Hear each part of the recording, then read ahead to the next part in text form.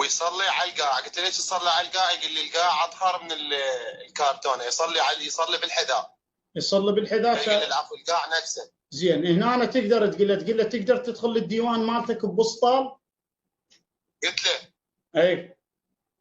يقول انا حاليا بواجب. قلت له انا هم وياك بالواجب وجاي اصلي انزع البسطال واتوضا واصلي. زين تقول له هنا عندما القرآن يأمرنا بالمسح يصير اخلي حاجز مثل قطعه قماش على الوجه وامسح؟ راح يقول لك لا. تقول له كيف تجعل حاجز بين البشره والبشره وهو بسطال؟ يعني انت تمسح البسطال مثلا، يعني هنا حاجز صار، يعني المسح هو محاكاة بشره مع بشره، فكيف تجعل حاجز؟ ما يقتنع. عوفه يولي خليه يرضع براحته.